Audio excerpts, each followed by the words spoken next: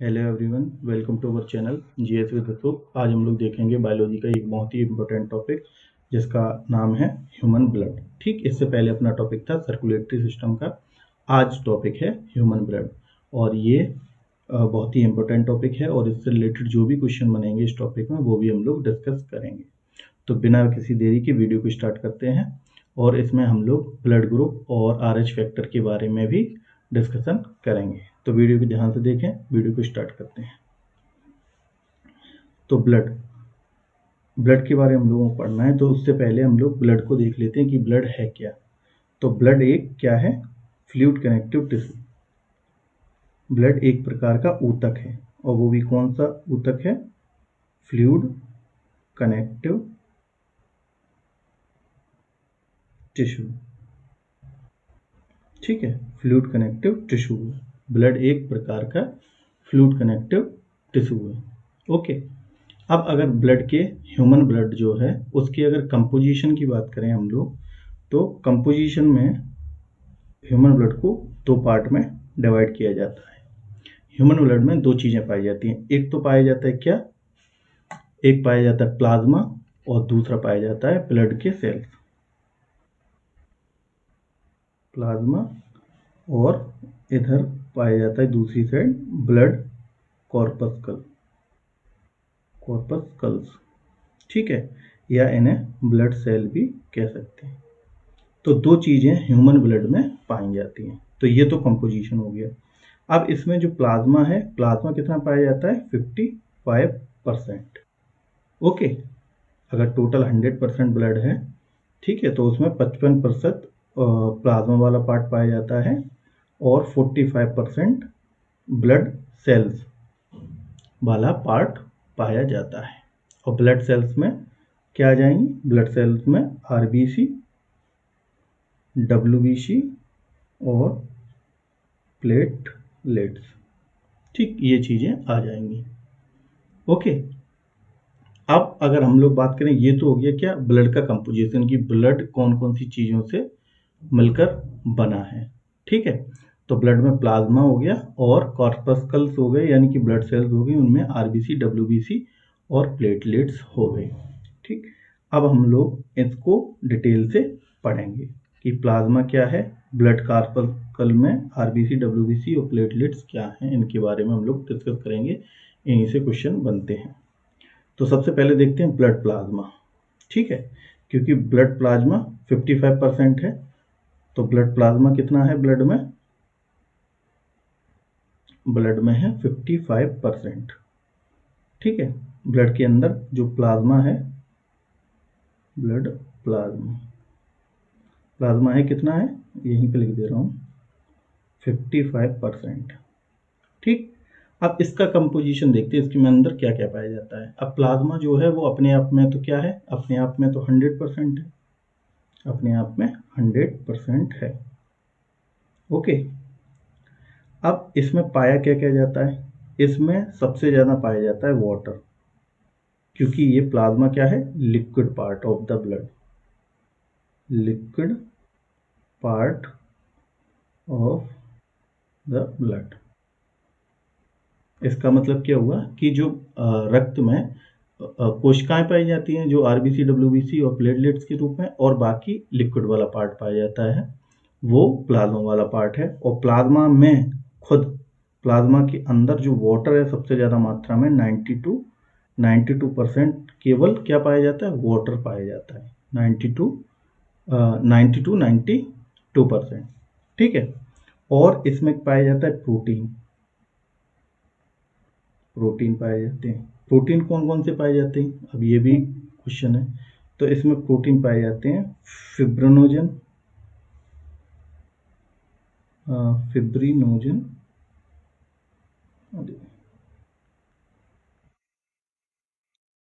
Fibrinogen एक fibrinogen protein पाया जाता है। दूसरा ग्लोबुलिन, ग्लोबुलिन और ग्लोबुलिन और एल्बुमिन, एल्बुमिन।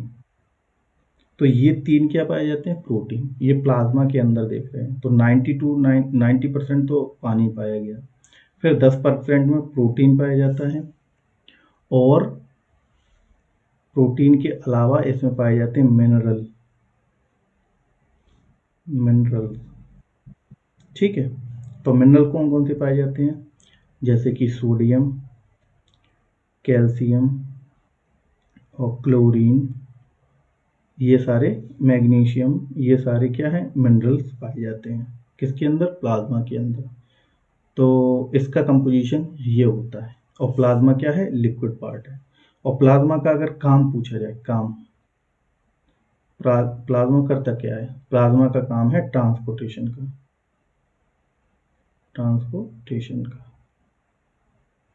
अब ट्रांसपोर्टेशन किस चीज़ का?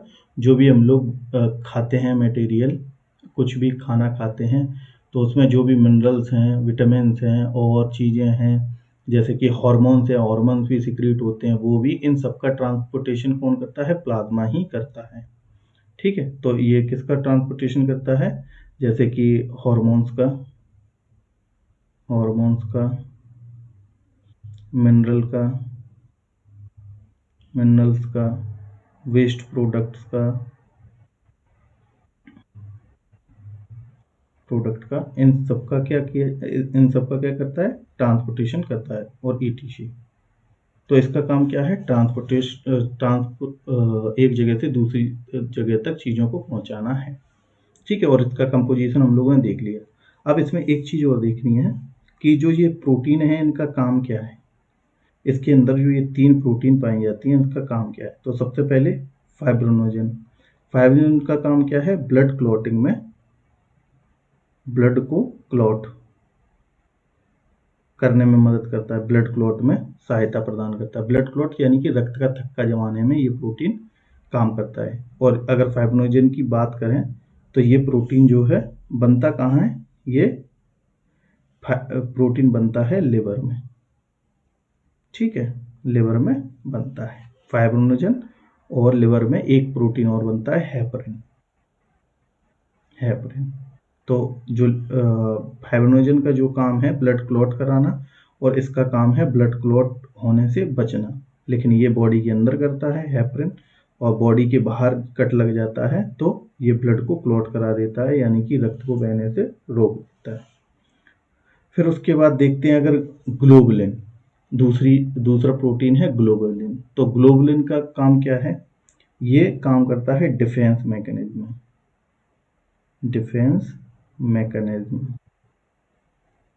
ठीक है, मतलब कि प्रतिरक्षा प्रणाली में सहायता कौन करता है? Globulin protein. एल्बुमिन का काम क्या है? इसका काम है ऑस्मोटिक बैलेंस में।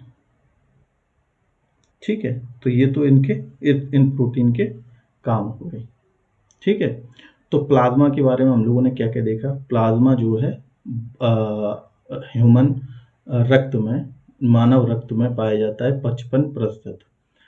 बट प्लाज्मा अपने आप में कितना है? 100%। तो 100% मतलब कि प्लाज्मा जो है, टोटल प्लाज्मा में 90% पानी होता है, और बाकी क्या होता है? प्रोटीन और मिनरल्स पाए जाते हैं। प्रोटीन 3 है जो कि मेन है, फाइब्रोनोजन, ग्लोबुलिन और एल्बुमिन। और मिनरल जो है, mineral sodium, calcium, chlorine, magnesium, etc, ये सारे मिनरल पाए जाते हैं।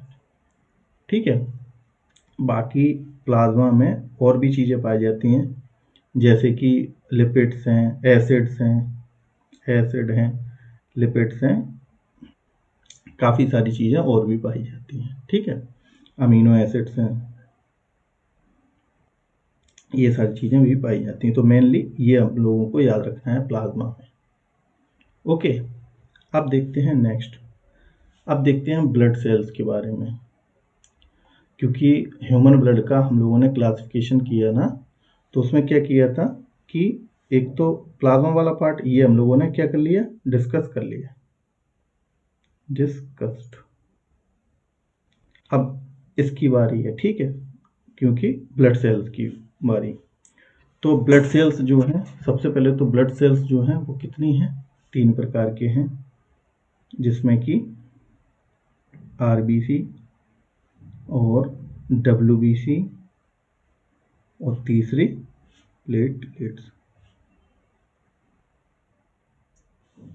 प्लेटलेट्स। ठीक है, तो यही 3 तो है, एक आरबीसी है, एक डब्ल्यूबीसी है और एक प्लेटलेट्स। तो ये 3 हैं जो ब्लड सेल्स के अंतर्गत आती हैं। और इनका फॉर्मेशन कहाँ होता है? इनका जो फॉर्मेशन कहाँ होता है? फॉर्मेशन होता है बोन मैरो में। बोन मैरो, बोन मैरो का मतलब क्या है? जैसे कि हड्डी है अगर कोई, तो हड्डी के बीच में जो होलो पार्ट है इसे मैरो कहते हैं। तो इसमें इनका क्या होता है? निर्माण होता है। ओके, बाकी दूसरी चीज आरबीसी है, तो इसका नाम क्या हो गया? Red blood corpuscles. इसका वाइट ब्लड कॉर्पस्कल्स। ठीक, और प्लेटलेट्स। और इनका तीसरा नाम क्या हो जाएगा? इनका तीसरा नाम क्या हो जाएगा? एक तो आरबीसी डब्ल्यूबीसी प्लेटलेट्स हो गया, दूसरा रेड ब्लड कॉर्पस्कल, ये इसका फुल फॉर्म हो गया। ठीक है, वाइट ब्लड कॉर्पस्कल्स, ये इसका फुल फॉर्म हो गया। बाकी इसका और नाम क्या है? और नाम है जैसे कि इर्थियोसाइट, ल्यूकोसाइट और थ्रोम्बोसाइट। ठीक, अब ये हम लोग जब अलग अलग करके पढ़ेंगे तो उसमें हम लोग डिटेल से पढ़ेंगे। हाँ, और इसमें एक चीज़ और है, बोन मैरो में होता है, उसमें भी 2 चीज़ें हैं। जब यंग चाइल्ड होता है, यंग, ठीक है, और एक एडल्टहुड यानी कि 18 प्लस और ये बिलो 18। तो क्या है, इनमें जो है यंग लोगों में जो निर्माण होता है इनका सेल्स का, वो कहाँ पे होता है? वो होता है येलो मैरो में। Yellow marrow. और एडल्टहुड का बोन मैरो, वो भी रेड मैरो में होता है। ये भी आप लोग पॉइंट याद रखें। ओके, अब देखते हैं ये पहला नंबर आरबीसी का। तो आरबीसी के बारे में हम लोग डिटेल से देखते हैं। ठीक है,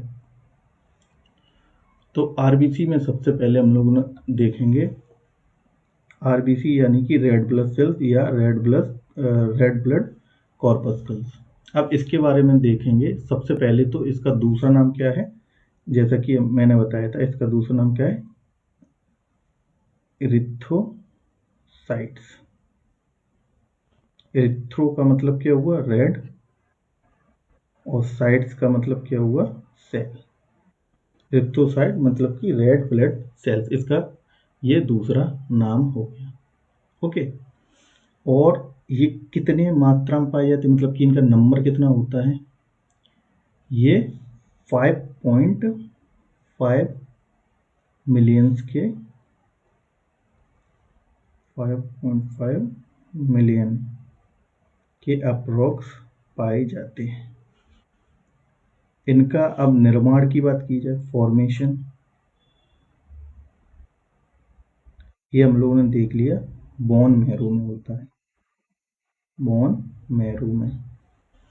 अब इनके अगर शेप की बात की जाए, शेप, तो शेप जो है इनकी क्या होती है? बाइकॉनकेव या बाइकॉनकेव या राउंड। ओके, अब फॉर्मेशन हो गई, शेप हो गई, और शेप हो गई, फॉर्मेशन। अब इसका देखते हैं ये मरते कहाँ पे हैं, मतलब कि इनको ये ख़त्म कहाँ होते हैं जाके? ये ख़त्म होते हैं कहाँ पे? स्प्लीन और लिवर में। ठीक है, स्प्लीन और लीवर में। और अगर ऑप्शंस में दोनों चीज़ें आई तो किसको आप प्रेफरेंस देंगे? तो आप प्रेफरेंस देंगे लिवर को। लिवर और स्प्लीन, इन दोनों जगह पे आरबीसी खत्म होते हैं। और स्प्लीन की अगर बात करें तो स्प्लीन को क्या कहते हैं? Graveyard of RBC. आरबीसी का कब्रगृह भी कहते हैं ना स्प्लीन को। और इसी का दूसरा नाम है blood bank of the body. Blood bank नाम से भी किसे जानते हैं? स्प्लीन को। अब ये ब्लड बैंक क्यों जानते हैं? क्योंकि जब इमरजेंसी सिचुएशन में आरबीसी की नीड होती है बॉडी को, तो यहाँ से वापस आ जाती हैं, बाउंस बैक मार जाती है आरबीसी, और जहाँ पे ज़रूरत होती है वहाँ पहुँच जाते हैं। अब जो ये होता कैसे है, जैसे कि हम लोगों को अगर कभी करंट लग जाता है तो वहाँ की सेल ख़त्म हो जाते हैं, तो वो आरबीसी यहाँ से आ जाते हैं स्प्लीन से। ओके। अब जो आरबीसी है, आरबीसी में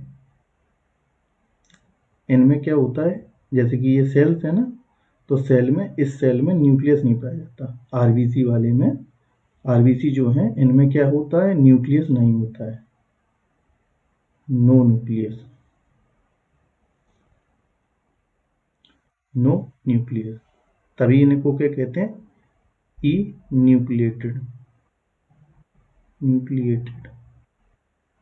ठीक, क्योंकि इनमें न्यूक्लियस नहीं पाया जाता। अब न्यूक्लियस नहीं पाया जाता तो मतलब कि इसमें डीएनए नहीं पाया जाएगा। डीएनए भी नहीं पाया जाएगा क्योंकि न्यूक्लियस में ही तो जेनेटिक मटेरियल रहता है। और अब जब न्यूक्लियस नहीं पाया जाएगा तो क्या होगा?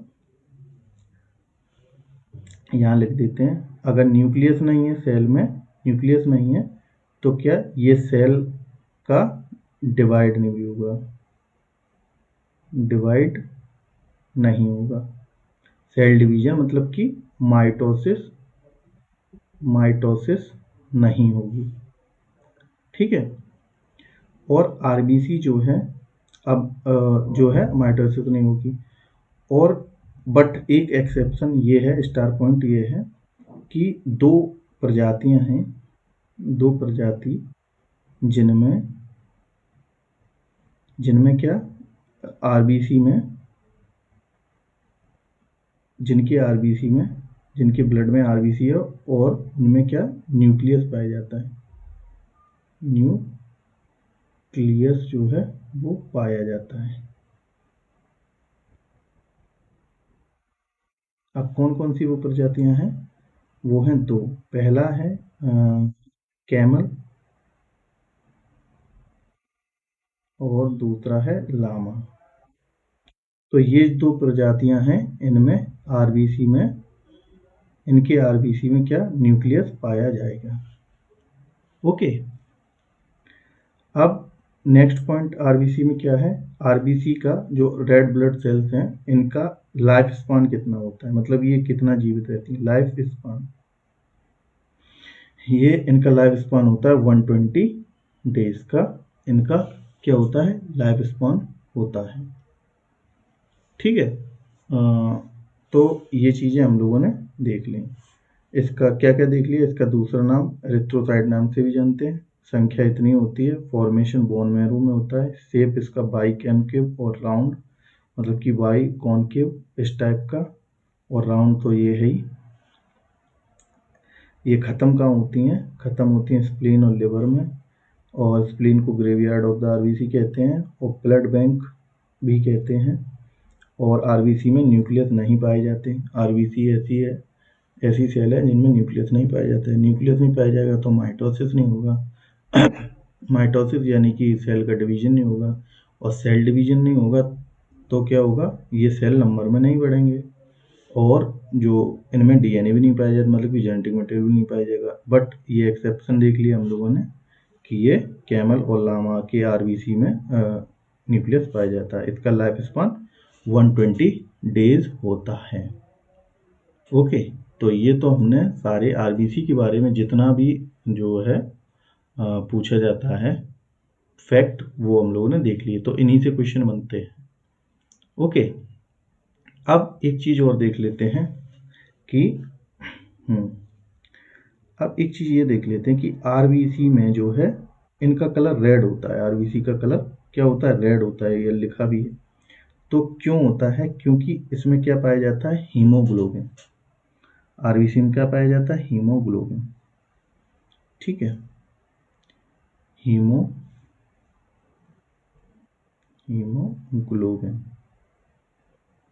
ठीक, हीमोग्लोबिन पाया जाता है। अब हीमोग्लोबिन में हीम जो पार्ट है, हीम वाला पार्ट है, ये कौन सा पार्ट है? आयरन पार्ट है। और आयरन की कौन सी फॉर्म है? फेरिक फॉर्म है। फेरिक फॉर्म है आयरन की। अब इसी के कारण क्या है, जो हीमोग्लोबिन है और इसमें जो आयरन वाला पार्ट है, इसी के कारण क्या होता है? Red colour. रेड कलर कौन प्रोवाइड करता है? रेड कलर जो है आयरन वाला पार्ट प्रोवाइड करता है आरबीसी में, इसी की वजह से रेड कलर होता है। अब दूसरा पार्ट है ग्लोबिन। ग्लोबिन एक क्या है? ग्लोबिन क्या है? एक प्रोटीन है, प्रोटीन। ठीक है, और इस प्रोटीन का काम क्या है? इसका काम है कार्बन डाइऑक्साइड और ऑक्सीजन का ट्रांसपोर्ट करना, ट्रांसपोर्टेशन। ठीक है, कार्बन डाइऑक्साइड और ऑक्सीजन का ट्रांसपोर्टेशन करना किसका काम है? इस प्रोटीन का काम है, जो ग्लोबिन प्रोटीन है। ओके, तो अब इसका काम है ये किसका? ग्लोबिन का। अब ग्लोबिन का काम है तो ये अल्टीमेटली किसका काम हो जाएगा? हीमोग्लोबिन का। अब हीमोग्लोबिन का काम हो गया, मतलब कि आरबीसी का काम हो गया। तो इसका मतलब अगर जनरल सेंस में पूछा जाए कि आरबीसी का काम क्या है, आरबीसी का काम क्या है ब्लड में, तो आरबीसी का काम है ऑक्सीजन और कार्बन डाइऑक्साइड का ट्रांसपोर्ट कराना। ठीक है, पूरी बॉडी में जहाँ भी नीड है वहाँ पे ट्रांसपोर्टेशन कराना आरबीसी का काम होता है। अब वो क्यों होता है ये हम लोगों ने देख लिया। ठीक है, वैसे करता तो काम ग्लोबिन है, लेकिन वो अल्टीमेटली किससे रिलेटेड हो जाएगा? आरबीसी, क्योंकि ये सब सारे इसी के पार्ट हैं। अब देखते हैं नेक्स्ट। एक ये क्वेश्चन बहुत पूछा जाता है कि ऑक्सीजन से ज़्यादा कार्बन मोनोऑक्साइड, ये क्या है? सीओ मतलब कि कार्बन मोनो ऑक्साइड। तो कार्बन मोनोऑक्साइड की 200 टाइम ज़्यादा कैपेसिटी होती है to bind with the haemoglobin as compare to the oxygen. मतलब कि ऑक्सीजन से 200 गुना ज़्यादा ताकत से, मतलब 200 गुना ज़्यादा क्षमता होती है किसकी? कार्बन मोनोऑक्साइड की बाइंड करने की। और अगर ये बाइंड कर जाएगा कार्बन मोनोऑक्साइड तो क्या होगा? क्या? मिथ हीमोग्लोबिन बन जाएगा, जिससे कि क्या? व्यक्ति की डेथ भी हो सकती है। जैसे कि ये किसका फिगर है? ये है एक हीमोग्लोबिन मॉलिक्यूल। ठीक है, तो इसमें जो है वो क्या है? ये हीमोग्रुप है। इससे क्या हो जाता है? ये जो है रिएक्ट कर जाता है कार्बन मोनोऑक्साइड 200 टाइम ज़्यादा ऑक्सीजन से, और ये क्या कर देगा? व्यक्ति की मृत्यु का कारण भी बनता है। ठीक है, तो ये पूछा जाता है कितने ज़्यादा टाइम कैपेसिटी रहती है कार्बन मोनोऑक्साइड की ऑक्सीजन से? ये 200 टाइम्स। ठीक है, तो ये अभी आपको याद रखना है, इस चीज़ को याद रखना है, क्योंकि ये चीज़ पूछी जाती है। अब इसके बाद देखते हैं कुछ क्वेश्चन जो एनसीईआरटी बेसिस देखते हैं। चलो ये इसी पे देख लेते हैं। यहाँ पे देख लेते हैं। अब एक क्वेश्चन ये आता है कि जब जैसे कि कोई व्यक्ति है, ये कोई व्यक्ति, ये प्लेन है और ये यहाँ पे, ठीक है, ये पहाड़। अब कोई व्यक्ति अगर समतल जमीन पे है, यहाँ पे मान लो कोई व्यक्ति ये खड़ा है। ठीक, यहाँ पे क्या है? एक एटमॉस्फेरिक प्रेशर है। तो क्वेश्चन ये पूछा जाता है कि व्यक्ति जब ऊंचाई पर जाते हैं तो उनके नाक से खून निकलने लगता है, वो क्यों? ठीक है, पहला क्वेश्चन तो ये है। ठीक है, नाक से ऊंचाई पर जाने में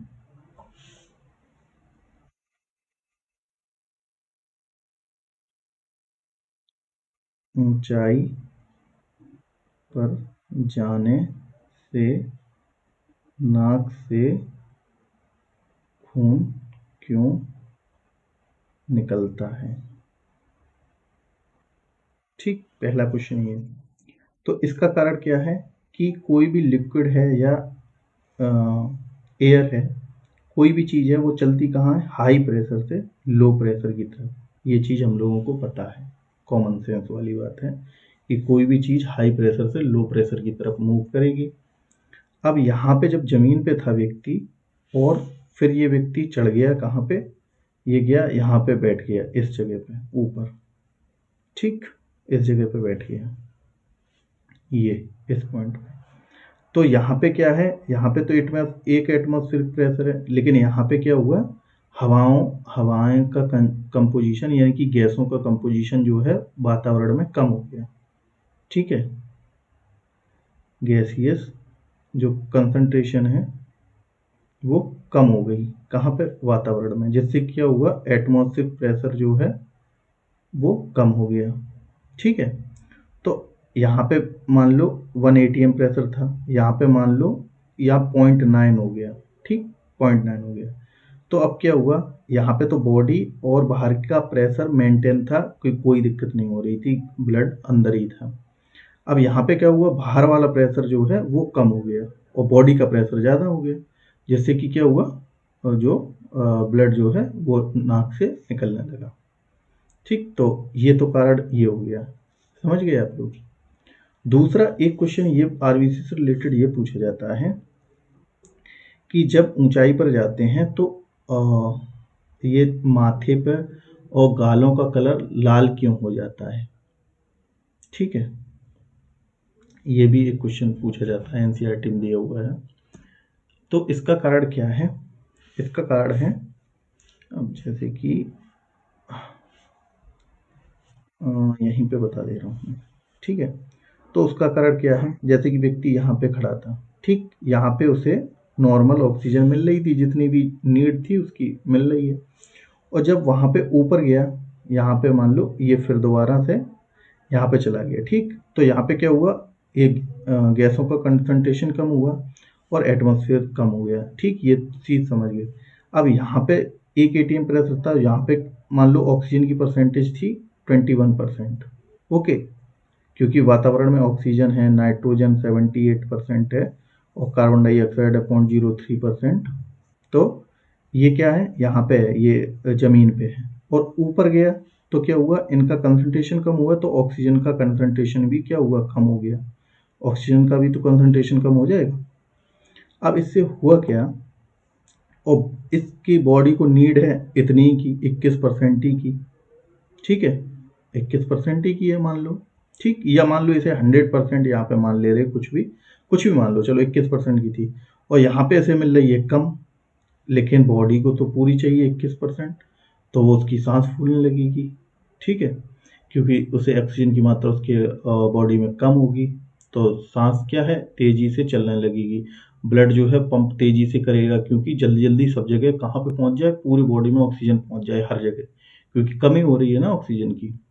अब इसमें होता क्या है कि आरबीसी की जो है, आरबीसी की जो संख्या बढ़ जाती है।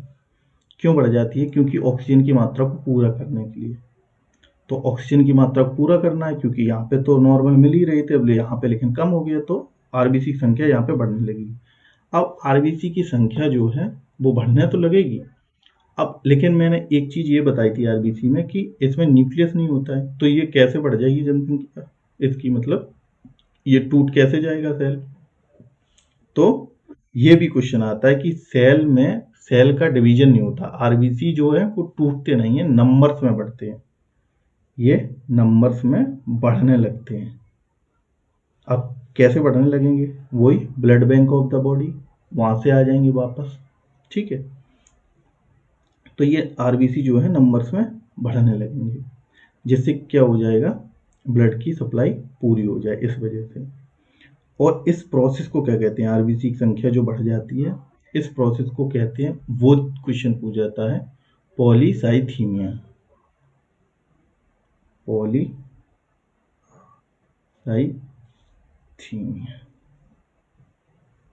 ठीक। तो ये क्वेश्चन भी आप लोगों को याद रहना चाहिए। ओके, तो ये क्वेश्चन आरबीसी से रिलेटेड बनते हैं। अब देखते हैं, ये भी देख लिया हम लोगों ने। अब देखते हैं डब्ल्यूबीसी। डब्ल्यूबीसी यानी कि ल्यूकोसाइट, इनका दूसरा नाम क्या है, ल्यूकोसाइट। डब्ल्यूबीसी का काम क्या है, इम्यून सिस्टम, इम्यून सिस्टम या कहें डिफेंस मैकेनिज्म में काम करना, इसका काम है। डिफेंस मैकेनिज्म में इसका काम करना। डब्ल्यूबीसी का काम क्या होता है, इम्यूनिटी प्रोवाइड करना बॉडी को और डिफेंस मैकेनिज्म में काम करना। और इसका दूसरा नाम क्या है, ल्यूकोसाइट, ल्यूकोसाइट्स। और ये बनते कहाँ पे हैं, बोन मैरो में, बोन मैरो, मैरो, ठीक है। बोन मैरो में बनते हैं, खत्म कहाँ होते हैं, लिवर में, ठीक है। और इनका लाइफ स्पान कितना होता है, लाइफ स्पान की बात करें तो 2 से 3 दिन, 2 to 3 डे, ठीक है। वन 2 से 3 दिन होता है। और इनका नंबर्स में कितना होता है, इनकी संख्या कितनी होती है, ये होते हैं 5 से 9 के, या 5 से 9 हजार पर MMQ ऑफ ब्लड, ठीक है। मतलब 5 से 9 हजार इनकी संख्या होती है। और इनका काम तो मैंने देख ही लिया, इम्यून सिस्टम को प्रोटेक्ट करना, डिफेंस मैकेनिज्म में काम करना और एंटीबॉडी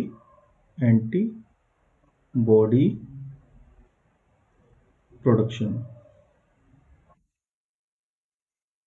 या एंटीबॉडी फॉर्मेशन में काम करना, ठीक। तो डब्ल्यूबीसी का काम तो ये है। और एक चीज और पूछी जाती है,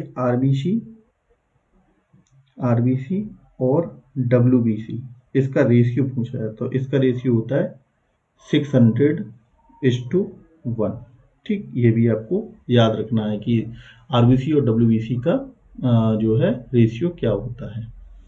और अगर इसके शेप की बात करें तो इसका कोई शेप डिफाइन नहीं होता है, ठीक है। कहते तो ये है अमीबा की शेप की तरह होती है। ओके, तो ये तो हो गया क्या, इसका बेसिक इंट्रो, ठीक। इतनी चीज़ें इसमें पाई जाती हैं। अब लेकिन इम्पोर्टेंट चीज़ क्या है, आरबीसी में न्यूक्लियस नहीं पाया जाता, बट डब्ल्यूबीसी में जो है न्यूक्लियस जो है वो पाया जाएगा, ठीक। डब्ल्यूबीसी में न्यूक्लियस पाया जाएगा, प्रेजेंट है, मतलब कि न्यूक्लियस प्रेजेंट है। अब न्यूक्लियस प्रेजेंट है तो क्या होगा, माइटोसिस, माइटोसिस, मतलब कि सेल जो है वो टूटेगा 1 से 2 में, 2 से 4 में, ऐसे टूटेगा ना। अगर यही माइटोसिस अनकंट्रोल्ड हो जाए, अनकंट्रोल्ड मतलब कि एक सेल जो है वो टूटता ही जा रहा है, रुक नहीं रहा है, तो अनकंट्रोल्ड माइटोसिस, माइटोसिस इसी को क्या कहते हैं, अनकंट्रोल्ड माइटोसिस कहते हैं ब्लड कैंसर, ब्लड कैंसर, ठीक है। इसी को कहते हैं ब्लड कैंसर। और ब्लड कैंसर का दूसरा नाम क्या है, तभी इसका दूसरा नाम है ल्यूकीमिया, ल्यूकीमिया, ठीक है। ल्यूको मतलब वाइट और कीमिया मतलब कमी। तो ये क्या हो गया, अनकंट्रोल्ड माइटोसिस हो जाएगी तो ब्लड कैंसर हो जाएगा, जिसका दूसरा नाम क्या है, ल्यूकीमिया। ओके, और बाकी फिर ये तो हम लोग जब और जो जानकारी है इनमें वो हम लोग क्वेश्चन में डिस्कस करेंगे, जैसे कि कैंसर की स्टडी को ऑन्कोलॉजी, और इन्हें जीन जो रिस्पॉन्सिबल होते हैं उनको जीन कहलाते हैं, वो अलग चीज़ है। ठीक है, वो क्वेश्चन में हम लोग देखेंगे। अभी टॉपिक कर रहे हैं तो टॉपिक में उतना ही कवर होगा जितना कि ज़रूरी है टॉपिक के हिसाब से। तो ये हम लोगों ने बेसिक इंट्रोडक्शन देख लिया। ओके, अब नेक्स्ट देखते हैं क्या, WBC के टाइप। ठीक, तो WBC जो है वो 2 टाइप के हैं। यहाँ पे लिख दूँ मैं एंटीबॉडी फॉर्मेशन, चलो ठीक है, ये जो है ये मैं हटा रहा हूँ, यहाँ पे इसका क्लासिफिकेशन लिख दे रहा हूँ। ठीक है, तो इसमें 2 टाइप के होते हैं। एक तो होते हैं ग्रेनुलोसाइट, जिनमें ग्रेनुल्स पाए जाते हैं, मतलब कि गोल गोल आकार की चीज़ें पाई जाती हैं। अभी दिखा देंगे फिगर, अभी पीछे आगे वाली स्लाइड में लगा है ना, तो इसे कहते हैं ग्रेनुलोसाइट्स। और एक होते ए ग्रेनुलोसाइट, ए ग्रेनुलोसाइट। ठीक, एक ग्रेनुलोसाइट, एक ए ग्रेनुलोसाइट्स। अब ग्रेनुलोसाइट्स में जो है वो 3 चीजें होती हैं। 3 कौन कौन से, ये हटा दे रहा हूं मैं। ठीक है, इसमें एक होता है क्या, न्यूट्रोफिल, न्यूट्रोफिल्स। एक होता है बेसोफिल, बेसोफिल, बेसोफिल्स। और एक ईसिनोफिल, ईसिनोफिल। ओके, तो न्यूट्रोफिल, बेसोफिल और ईसिनोफिल, ये क्या है, इनमें ग्रेनुल्स पाए जाएंगे। अब जैसे कि ये है, तो ईसिनोफिल्स, इनमें ये छोटे छोटे ग्रेनुल्स पाए जाएंगे ना। बेसोफिल्स और न्यूट्रोफिल्स, तो ये क्या है, ये है ग्रेनु, ये कौन से हैं, ग्रेनुलोसाइट, ग्रेनुलोसाइट्स। और ये जो मोनोसाइट और लिम्फोसाइट, ये क्या है, ए ग्रेनुलोसाइट। ठीक, अब ग्रेनुलोसाइट, ए ग्रेनुलोसाइट में कौन है, 2 चीजें हैं। एक है लिम्फोसाइट। अब ये हम नेक्स्ट पेज में करेंगे कि इसके और पार्ट है। लिम्फोसाइट में बी लिम्फोसाइट, टी लिम्फोसाइट, वो हमें देखते हैं। पहले अभी यहाँ पे ये देख लेते हैं। ठीक है, इसका ये हटा देते हैं।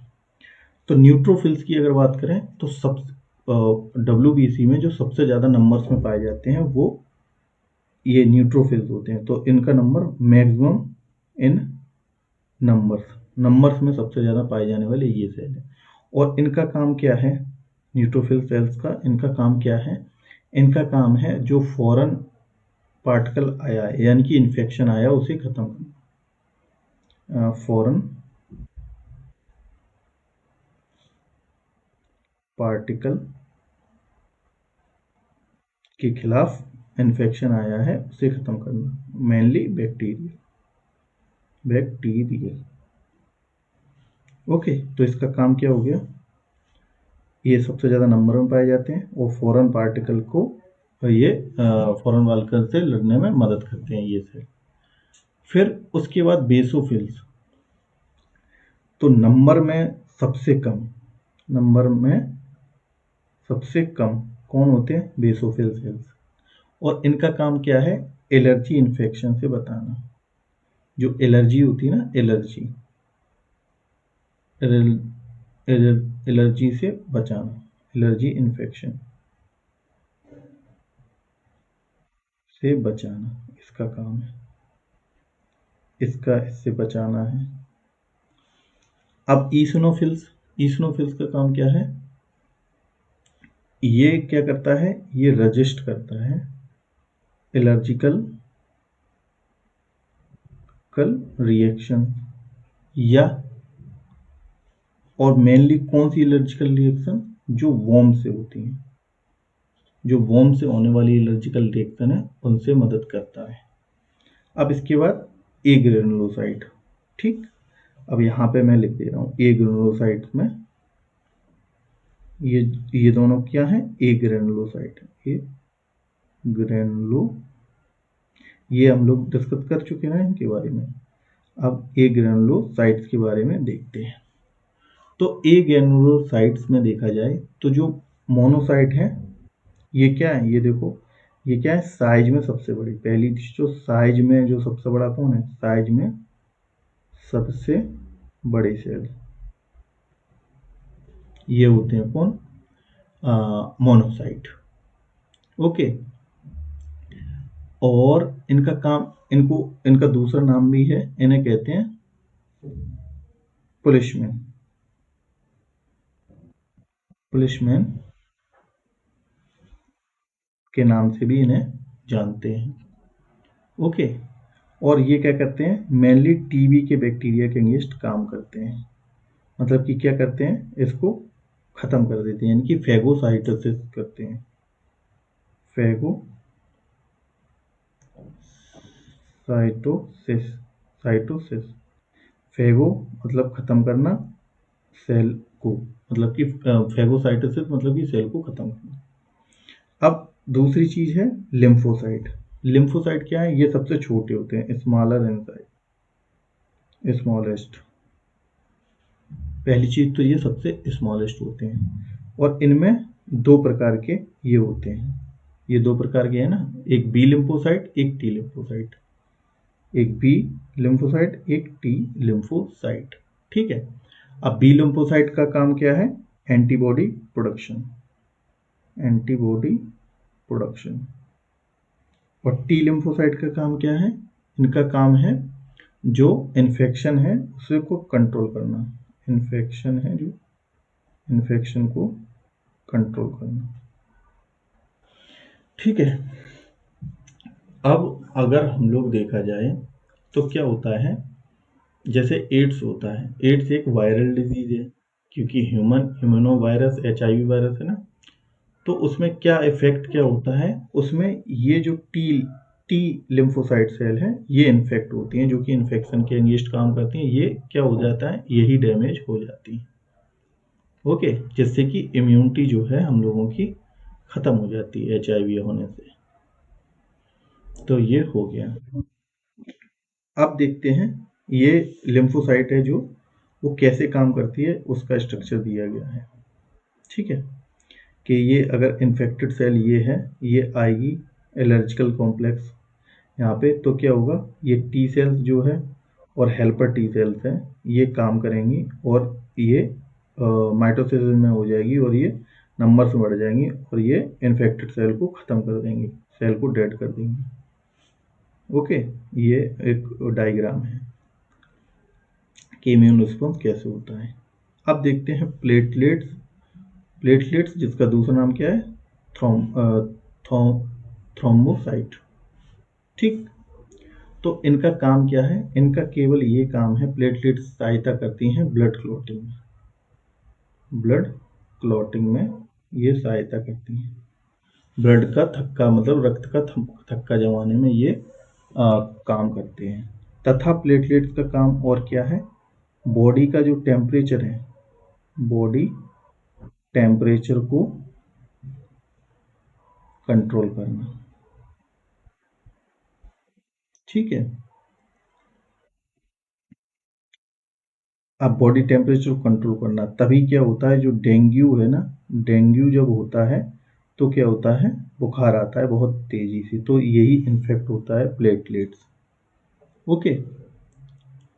और अगर इनके बारे में और देखा जाए तो इनका मेनली काम यही दो काम है, जो कि मतलब कि इसमें काम करना, पहली चीज तो बॉडी का जो टेम्परेचर कंट्रोल करना, दूसरा है ब्लड क्लॉटिंग में हेल्प करना। ये दो इम्पोर्टेंट इसके क्या है, काम है।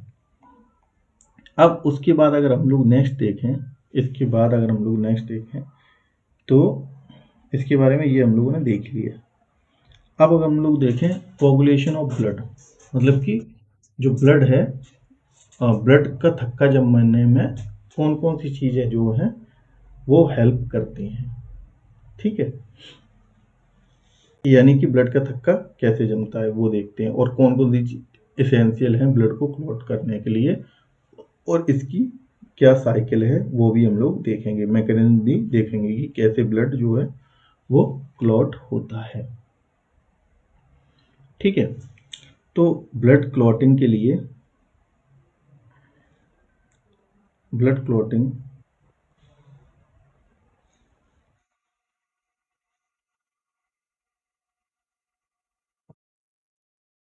क्लॉटिंग के लिए हम लोगों को क्या चाहिए, मेनली 4 चीज़ चाहिए। क्या? एक तो 2 प्रोटीन होते हैं, 2 प्रोटीन। ठीक, एक क्या होता है, एक मिनरल, ठीक है, और एक विटामिन। इतनी चीज चाहिए। अब इसमें प्रोटीन कौन कौन सी दो, एक होती है प्रोथ्रोम्बिन, प्रोथ्रोम प्रोथ्रोम्बिन, और एक है फिब्रिनोजन। ये तो एसेंशियल प्रोटीन है, फिब्रिनोजन। ठीक है, मिनरल कौन सा चाहिए, कैल्शियम, और विटामिन कौन सी चाहिए, के। तो ये सारी चीज़ें किसके लिए इम्पोर्टेंट है, ये सारी चीज़ें इम्पोर्टेंट है किसके लिए, ब्लड को क्लॉट कराने के लिए। ओके, तो ये हम लोगों को याद रखनी है कि ब्लड क्लॉटिंग के लिए हम लोगों को कौन कौन सी चीज़ें चाहिए जिससे कि जो है ब्लड क्लॉट हो जाए। ओके, अब देखते हैं कि ब्लड जो है, जैसे कि ये कोगुलेशन ऑफ ब्लड के लिए बताएगी कि किस तरीके से होता है। अब प्रोसेस देखते हैं कि मैकेनिज्म क्या है ब्लड क्लॉटिंग की। सबसे पहले क्या होता है कि ब्लड अगर कोई कट लगा तो क्या होता है, प्रोथ्रोम्बिन जो है प्रोटीन आएगा किसकी उपस्थिति में, कैल्शियम की प्रेजेंसी में। ठीक है, और क्या करेगा, प्रोथ्रोम्बिन एक्टिवेटर का काम करेगा, मतलब कि ये प्रोटीन एक्टिव होगा और किस में कन्वर्ट हो जाएगा, थ्रोम्बिन में कन्वर्ट हो जाएगा। फिर उसके बाद क्या है, फिब्रिनोजन जो दूसरा प्रोटीन है, जो कंपलसरी प्रोटीन है क्लॉटिंग के लिए, फिर क्या होगा, ये फिब्रिन मोनोमर में कन्वर्ट हो जाएगा। फिर उसके बाद अगेन जो कैल्शियम जो सब्सटेंस है, कैल्शियम जो मिनरल है, उसकी प्रेजेंस में फिब्रिन फाइबर बन जाएंगे और क्या होगा, ब्लड जो है क्लॉट होने लगेगा, यानी कि ब्लड का रेसे बनने लगेंगे जिससे कि ब्लड जो है वो रुक जाएगा, जम जाएगा। ठीक है, थ्रोम्बिन एक्टिवेटर, और ये थ्रोम्बिन से डायरेक्ट कन्वर्ट होके ये फिब्रिन फाइबर भी बन सकते हैं। ओके, तो ये क्या है, ये मैकेनिज्म है किसकी, ब्लड क्लॉटिंग के लिए। ओके, तो ये चीज़ें, और ये जरूर याद रखना है कि ब्लड क्लॉटिंग के लिए हम लोग क्या क्या चीज़ें इंपॉर्टेंट हैं, जैसे प्रोथ्रोम्बिन है, फिब्रिनोजन है, कैल्शियम, और कैल्शियम मिनरल है, और विटामिन कौन सी है, विटामिन के है। इतनी चीज़ें जरूरी हैं ब्लड को जो है वो करने के लिए, जमाने के लिए, यानी कि ब्लड का थक्का जमाने के लिए। ओके, और अगर देखा जाए तो ये हो गया हम लोगों का ब्लड का कंप्लीट। हाँ, और एक क्लॉटिंग फैक्टर होते हैं जो कि ब्लड क्लॉटिंग करने में मदद करते हैं। सॉरी, ब्लड क्लॉटिंग करने में क्या करते हैं, मदद करते हैं। तो ये याद करने की ज़रूरत नहीं है, ये बस देख लीजिए। ये होते हैं 13 फैक्टर। और क्या होता है कि अगर if any clotting factor is missing और not working properly, then the coagulation of the cascade is blocked. When this happens, the blood clot does not form and bleeding continues longer than it should. मतलब कि ये clotting factor हैं जो काम करते हैं किसमें, जो है ब्लड की क्लॉटिंग में। अगर इनमें कोई भी मिस कर गया या काम नहीं करेगा सही से तो ब्लड की क्लॉटिंग होने में दिक्कत होगी और ब्लड बहता रहेगा, जमेगा नहीं। अब जैसे कि फैक्टर 1 में क्या है, फिब्रिनोजन जो कि एसेंशियल प्रोटीन है, 2 में क्या है, प्रोथ्रोम्बिन है, और फैक्टर 3 में क्या है, टिश्यू थ्रोम्बोप्लास्टिन है, चौथे में क्या है, कैल्शियम, 5वें में क्या है, ये याद करने की जरूरत नहीं है। ठीक है, तो ये बस ये याद रख लो, 13 क्लॉटिंग फैक्टर होते हैं। अब नेक्स्ट है लिम्फ। लिम्फ क्या है, लिम्फ है एक टिश्यू फ्लूइड, यानी कि ऊतकों के बीच में जो फ्लूइड होता है उसे कहते हैं लिम्फ। अगर लिम्फ की बात करें तो ये क्या होता है, कलरलेस लिक्विड है। और ये क्या होता है, ये टिश्यू के बीच में पाया जाता है। और इसका काम क्या है, ये रिस्पॉन्सिबल है किसके लिए, इम्यून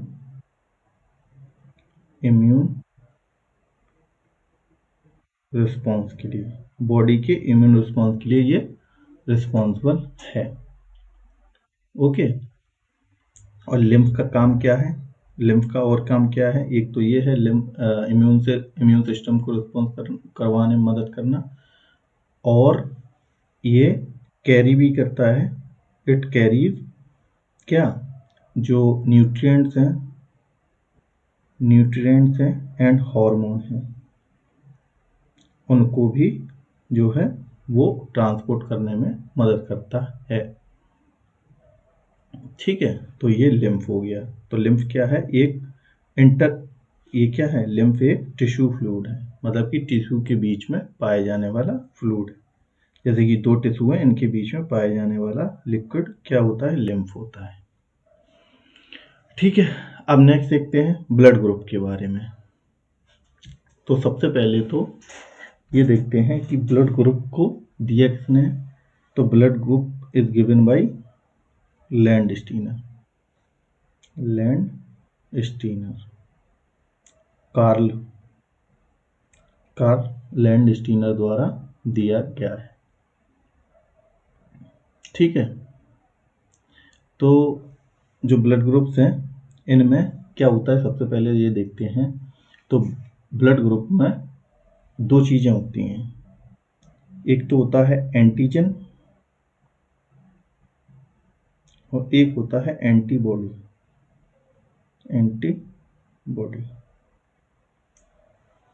ठीक है, एक होता है एंटीजन, एक होता है एंटीबॉडी। एंटीजन जो है वो कहाँ पे पाया जाता है, आरबीसी जो रेड ब्लड सेल्स है उसकी सरफेस पर, आरबीसी सरफेस। ओके। और एंटीबॉडी जो है वो कहाँ पाया जाता है, पूरी बॉडी में, होल बॉडी। ठीक है, दूसरी चीज ये याद कर लो, जो एंटीजन होता है वही क्या होता है, वही ब्लड ग्रुप होता है, वही ब्लड ग्रुप होता है। ओके, जो एंटीजन है वही क्या है, ब्लड ग्रुप है। ओके, तो जो एंटीजन है वो कौन कौन से होते हैं, एंटीजन हमेशा होता है कैपिटल ए और कैपिटल बी, दो एंटीजन होते हैं। और एंटीबॉडी कौन कौन से होते हैं, स्मॉल ए और स्मॉल बी, ये भी हम लोगों को याद रखना है। अब देख लेते हैं एबीओ ब्लड सिस्टम। अब इसमें क्या है, जैसे हम लोगों को पता है कि ब्लड ग्रुप क्या है, ए बी है, ए बी है और ओ है। ठीक, तो इसमें अब कौन सा एंटीजन पाया जाएगा, इधर लिख लेते हैं एंटीजन, दूसरा लिख लेते हैं एंटीबॉडी। ओके, तो ए एंटीजन है, मतलब ए ब्लड ग्रुप है, तो इसमें क्या ए ही एंटीजन पाया जाएगा, क्योंकि ए एंटीजन क्या है, ए ब्लड ग्रुप है।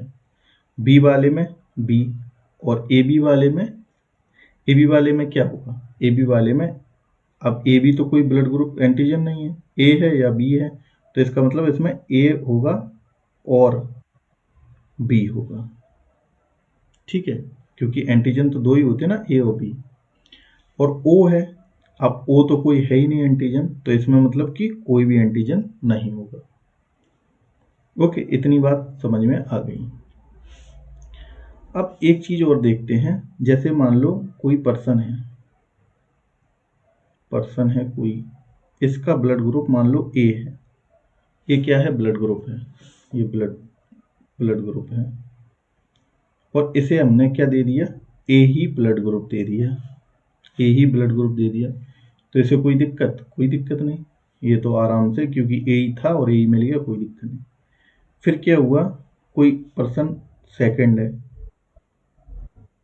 इसका ब्लड ग्रुप मान लो बी है, बी ब्लड ग्रुप है, और इसे हमने दे दिया ए ब्लड ग्रुप, तो अब क्या होगा?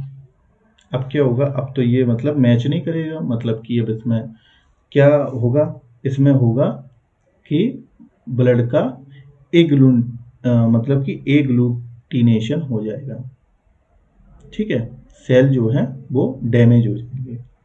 अब इसमें करेगा क्या? जैसे ही ए ब्लड ग्रुप अगर हम देंगे बी ब्लड ग्रुप वाले पर्सन को, तो क्या होगा? ये एक एंटीबॉडी बनाएगा। एंटीबॉडी किसके खिलाफ बनाएगा? ए क्या है? ए ब्लड बी, ये क्या है? ब्लड ग्रुप, ठीक, ये क्या है? Blood group. और ए ब्लड ग्रुप वाला अगर दे दिया बी को, तो ये क्या बनाएगा? एंटीबॉडी। एंटीबॉडी मतलब इससे बचने के लिए कोशिश करेगा, तो ये इसके खिलाफ बनाएगा ना एंटीबॉडी। तो कौन सी एंटीबॉडी बनाएगा? ए, क्योंकि एंटीबॉडी स्मॉल से प्रेजेंट करते हैं, अभी देखा हम लोगों ने, तो ए बनाएगा, ठीक है। ऐसे ही अगर हमने इसे ए की ए दे रहे कोई दिक्कत नहीं, इसे अगर हमने बी दे देते, बी ब्लड ग्रुप दे देते इफ, तो क्या होता?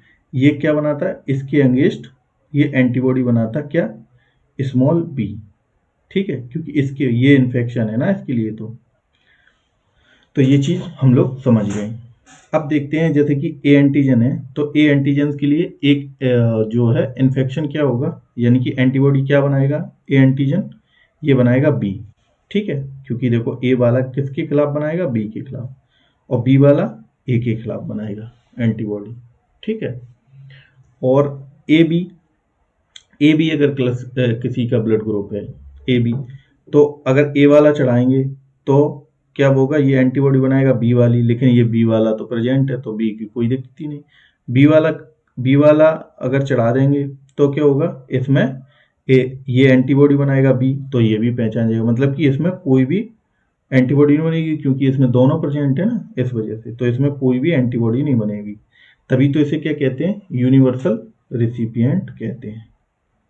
यूनिवर्सल, तभी तो कहते हैं यूनिवर्सल रेसिपिएंट,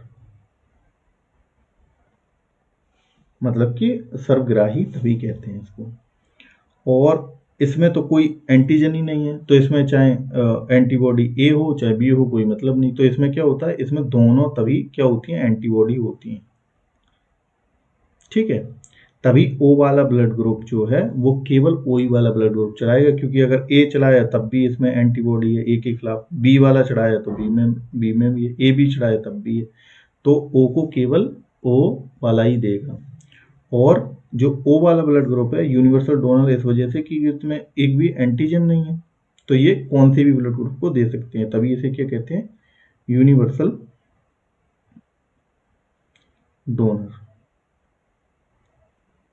ओके, तो ये चीज हम लोग समझ गए। अब नेक्स्ट यही चीज लिखा है कि एबीओ ब्लड ग्रुप जीनोटाइप और फिनोटाइप। फिनोटाइप मतलब कि जो फिजिकली दिखाई देते हैं वो करेक्टर, फिजिकली अपीयरेंट। जीनोटाइप मतलब कि जो जीन्स में प्रेजेंट होते हैं।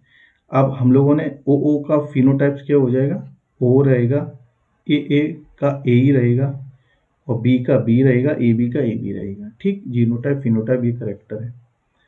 अब इसके बाद ये चीज देखते हैं पॉसिबिलिटी रिलेशन की, जो ऑफ स्प्रिंग्स हैं उनकी पॉसिबिलिटी के बारे में देखते हैं।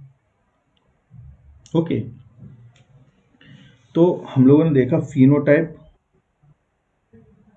फिनोटाइप का मतलब क्या हुआ? जो मॉर्फोलॉजिकल, मतलब कि जो फिजिकली करेक्टर हैं, जो दिखते हैं फिजिकल। और एक है जीनोटाइप, जो जीन्स में पाए जाते हैं, जीनोटाइप। तो जीनोटाइप हमेशा किसमें? पेयर्स में होते हैं, ये चीज आप लोग याद रखें। ओके, अब जैसे कि ए ब्लड ग्रुप है, ए, ये इसका क्या है? फिनोटाइप है, मतलब दिखने में ए है। हमें अभी हम लोगों ने देखा ना, फिनोटाइप क्या है? ए बी ओ और ए बी, चार चीजें हैं ना, तो ए बी ए बी और ओ, यही तो है। अब इनके जीनोटाइप क्या होंगे? इसके जीन मतलब पेयर्स में रहते हैं, तो इसका जीनोटाइप क्या रहेगा? एक तो आई ए, इम्यूनोग्लोबिन होता है, आई का मतलब, तो इसमें आई ए रहेगा और आई ओ। अब क्योंकि ये पेयर में रहना तो आई ए मतलब कि यूनिवर्सल डोनर है, तो ये सबके साथ रहेगा ना, इस वजह से। तो आई ए आई ओ, बी के साथ आई बी रहेगा और आई ओ, और ए बी के साथ आई ए और आई बी, क्योंकि इसमें जरूरत ही नहीं पड़ी क्योंकि पेयर्स में है तो दोनों हैं ही इसमें, आई ए आई बी। और इसमें क्या होगा, आई ओ और आई ओ। ओके, तो ये जीनोटाइप फिनोटाइप हो गई। अब ये कैसे निकालते हैं कि अगर माता पिता का कुछ भी ब्लड है तो बच्चे का कौन कौन सा ब्लड है और कौन सा ब्लड नहीं हो सकता। ठीक है, अब एग्जाम्पल के लिए हम लोग एक चीज लेते हैं। एग्जाम्पल मान लेते हैं कोई भी फादर है और एक मदर है। अब इसमें क्या है कि फादर का जो ब्लड ग्रुप है वो ए बी है और मदर का ब्लड ग्रुप ओ है, ये मान लिया हमने। तो अब देखते हैं इनके बच्चों के कौन सा ब्लड ग्रुप हो सकता है और कौन सा नहीं हो सकता कभी। तो इससे क्या हम लोगों को जीनोटाइप मिलेगा, आई ए और आई बी। ठीक है, यही तो मिलेगा, आई ए और आई बी। ये देखो ना, ये आई ए और आई बी। और ओ से क्या मिलेगा, इससे मिलेगा आई ओ और आई ओ। अब इनकी मैचिंग करते हैं। तो सबसे पहले आई ए और आई ओ, ये मिलेगा आई ओ और आई ए। ठीक, दूसरा है आई बी से आई ओ, तो आई बी और आई ओ। फिर ये वाला इससे, ठीक है, आई ए और आई ओ। फिर ये वाला इससे, आई बी और आई ओ। यही तो हुआ। तो इसमें क्या हुआ, ए, आई ए और आई ओ का मतलब क्या है, ए ब्लड ग्रुप हुआ। आई बी और आई ओ का मतलब बी ब्लड ग्रुप हुआ। आई ए मतलब ए ब्लड ग्रुप हुआ और आई बी मतलब बी ब्लड ग्रुप हुआ। तो इसके बच्चे में क्या होगा, या तो ए ब्लड ग्रुप का बच्चा होगा, चाइल्ड का क्या हो सकता है ब्लड ग्रुप, या तो ए हो सकता है या बी हो सकता है। ठीक, 50-50% चांसेस हैं।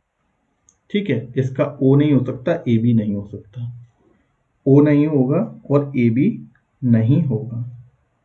समझ गए। तो इसी टाइप से कुछ भी आप कर लें, निकाल सकते हैं आप।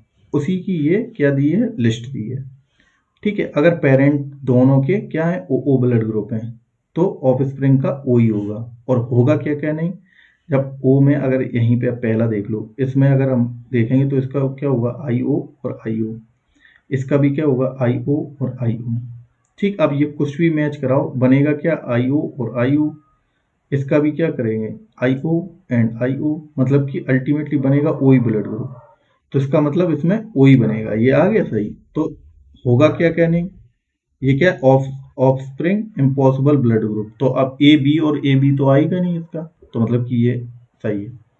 ठीक है, ऐसी ये लिस्ट दी है। अगर ए माता पिता का ब्लड ग्रुप है दोनों का, तो क्या क्या हो सकता है इसमें, या तो बच्चे का ओ होगा या ए होगा। होगा क्या नहीं ये, तो ऐसी ये चीजें निकाल सकते हैं हम लोग किसी का भी एग्जाम्पल लेके। अब देखते हैं आर एच फैक्टर। अब आर एच फैक्टर का बारे में देखने से पहले ये देख लेते हैं, आर एच फैक्टर क्या है। ये रीसस जो मंकी है, अफ्रीकन मंकी, उससे नाम ये लिया गया है। कौन सा, आर एच फैक्टर नाम। ओके, और आर एच जो है एक प्रकार का क्या है, एंटीजन है। एंटीजन, जैसे एंटीजन ए बी थे उसी प्रकार से ये आर एच भी एक प्रकार का एंटीजन है। और जो है आर एच का, ये आर एच जो है वो दो प्रकार के होते हैं। ये भी एक आर एच पॉजिटिव और एक आर एच निगेटिव। और आर एच पॉजिटिव और आर एच नेगेटिव का मतलब क्या है कि जिसमें ये एंटीजन प्रेजेंट है वो पॉजिटिव है, और जिसमें आर एच ये नहीं है प्रेजेंट तो मतलब कि वो नेगेटिव है। तो 90% पॉपुलेशन जो वर्ल्ड की है लगभग आर एच पॉजिटिव है, और आर एच नेगेटिव बाकी की है। बहुत ही कम लोग हैं जो आर एच नेगेटिव, ठीक है, आर एच नेगेटिव है। तो यही आर एच फैक्टर है। और इसे दिया किसने था? इसे दिया था लैंड स्टीनर स्टीनर और वीनर ने। ठीक, वीनर और लैंड स्टीनर ने इसे बताया था। ठीक है, और ये हो गया हमारा आर एच फैक्टर। अब इसमें एक चीज और आती है। क्या आती है एक चीज? इसमें होता क्या है, एक क्वेश्चन आता है ये कि अगर कोई फादर है या मदर है, फादर एंड मदर, इन्होंने क्या प्लान किया? एक बेबी, ठीक, बेबी प्लान किया। ओके, तो फादर मान लो, फादर क्या है? आर एच पॉजिटिव है। मतलब फादर का ग्रुप क्या है? आर एच पॉजिटिव, मतलब कि ये वाला एंटीजन उसके ब्लड में है। और मदर मान लो क्या है? आर एच नेगेटिव है। ओके, ये पहला केस है। तो इसमें क्या हुआ कि जब ये कंसीव होगा बच्चा, तो मान लो ये आ गया क्या? आर एच पॉजिटिव का ही बच्चा आ गया। ठीक, आर एच पॉजिटिव, ठीक, आर एच पॉजिटिव। तो अब देखते हैं, मान लो ये यूट्रस है मदर का, और इसके अंदर ये बच्चा है, तो बच्चे का क्या है? फैक्टर आर एच पॉजिटिव, ये एंटीजन इसमें पाया जा रहा है। और मदर का जो आसपास ये ब्लड घूम रहा है बॉम्ब में, क्योंकि मदर का ब्लड ग्रुप क्या है? ये आर एच नेगेटिव है, ये आर एच नेगेटिव है, और इसका आर एच पॉजिटिव है, बच्चा जो बना है नया। और ये कनेक्ट किसके थ्रू होता है? ये फेलोपियन ट्यूब के रूप में कनेक्ट होता है ये बच्चा, क्योंकि यहीं से क्या? न्यूट्रिशन मिलता है बच्चे को। अब जब बच्चे की डिलीवरी होती है, उस टाइम क्या होता है कि ये जो है ये कभी कट जाता है, अगर वो ये जो फेलोपियन ट्यूब, तो क्या होता है? मदर का जो ब्लड है आर एच नेगेटिव, और इसका ब्लड है किसका? बच्चे का जो ब्लड है वो आर एच पॉजिटिव है। तो इसमें ये मिक्स हो जाएगा ना, इसमें क्या हो जाएगा? मिक्स हो जाएगा। तो ये जो बच्चा है, बच्चे का ब्लड किसके लिए? जो माँ है, माँ के लिए ये क्या? इन्फेक्शन है, क्योंकि ये तो आर एच नेगेटिव है, और आर एच पॉजिटिव इसके लिए क्या है? इन्फेक्शन है। ठीक है, तो क्या करेगा ये? क्या बनाएगा? एंटीबॉडी बना देगा। एंटीबॉडी बना देगी ना माँ, एंटीबॉडी बना देगी किसके? बच्चे के खिलाफ, आर एच पॉजिटिव के खिलाफ एंटीबॉडी बना देगी के, और कुछ भी दिक्कत नहीं होगी। इस केस में क्या होगा? चाइल्ड को भी कोई दिक्कत नहीं हुई, चाइल्ड भी सेफ और मदर भी सेफ। ओके, अब इन्हीं पेरेंट ने क्या किया? दोबारा किया एक बच्चा प्लान, ठीक है, कि एक और बेबी करते हैं। तो उसमें क्या हुआ कि ये बॉम्ब है, यूट्रस, और इसके अंदर ये चाइल्ड है। ठीक, अब देखते हैं, और मान लो फिर से क्या है? आर एच पॉजिटिव वाला बच्चा हो गया कंसीव। तो आर एच पॉजिटिव वाला बच्चा हो गया, और ये कनेक्ट है किससे? फेलोपियन ट्यूब से। ठीक, अब क्या हुआ? फिर अगर यही केस हुआ कि ये क्या हुआ? ब्रेक हो गई, तो ब्रेक हो गई। अब इससे पहले हमें लोगों ने ये समझना है, क्योंकि पहले वाले केस में क्या था कि जो बच्चा था जब हुआ था तो क्या हुआ था? कट गया था ये, तो जिससे कि मदर के अंदर आर एच पॉजिटिव के खिलाफ क्या बन गया था? एंटीबॉडी बन गई थी। एंटीबॉडी किसके? ये आर एच नेगेटिव वाले जो मदर का ब्लड है, इन्होंने क्या? आर एच पॉजिटिव के खिलाफ एंटीबॉडी बन गई थी। तो जिससे कि क्या हुआ कि अगर ये दोबारा कटता है तो और ब्लड जाता है मदर का अंदर, तो क्या होता है, ये बच्चे को क्या समझेगा, इन्फेक्शन की तरह ट्रीट करेगा, इन्फेक्शन, और इन्फेक्शन समझेगा, समझिए। तो इन्फेक्शन अगर समझेगा, इसका मतलब क्या होगा, बच्चे को ये खा जाएगा, मतलब कि खत्म कर देगा। ठीक है, तो इसमें क्या हो जाएगा, चाइल्ड की डेथ हो जाएगी। ठीक है, और इसी केस को क्या कहते हैं, इसी केस को कहते हैं इरिथ्रो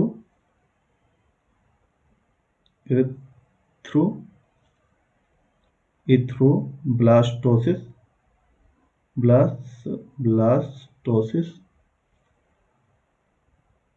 इरिथ्रोब्लास्टोसिस फॉइटलिस्ट,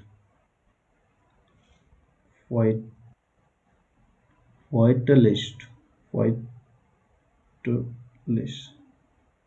ठीक, एरिथ्रोब्लाइटोसिस, ब्लास्टोसिस फर्टिलिस, मतलब कि एरिथ्रो मतलब कि एरिथ्रोसाइट्स, मतलब कि इसका टूटना, और गर्भ में। ठीक है, फर्टिलिस माने गर्भ, तो इसको कहते हैं एरिथ्रोब्लास्टोसिस फर्टिलिस्ट। ठीक है, तो ये एक चीज समझना जरूरी है। ठीक है, तो ये हो गया हमारा ब्लड का चैप्टर जो है वो खत्म। ये लिखा है ना, आरएस डिजीज एरिथ्रोब्लास्टोसिस फेटालिस। ठीक है, ये डिजीज है। और बाकी ब्लड ट्रांसफ्यूजन ये दिया था जेम्स ब्लेंडल ने। इन्होंने मतलब ये दिया था कि ब्लड को एक व्यक्ति से दूसरे व्यक्ति में ट्रांसफर करने की बात है, जैसे कि circulatory system essential and close container including the volume of the blood 5 litre approximately, मतलब कि 5 लीटर ब्लड पाया जाता है बॉडी में ह्यूमन की। और इसमें इन्होंने कुछ प्रिंसिपल दिए थे ट्रांसफ्यूजन के, मतलब कि ब्लड ट्रांसफर के लिए। पहला था identification of blood group must be taken before the transfusion. वही ऑब्वियस, वो बेसिक सी बात है कि पहले ब्लड का टेस्ट करना चाहिए कौन सा ब्लड ग्रुप है, और क्रैश मैच टेस्ट करना चाहिए देने से पहले ब्लड, ये सारा कुछ दिया है। ठीक है, तो ये हमारा वीडियो खत्म हो गया, धन्यवाद। और वीडियो अच्छा लगे तो आप लाइक करें वीडियो को, चैनल को सब्सक्राइब करें, धन्यवाद।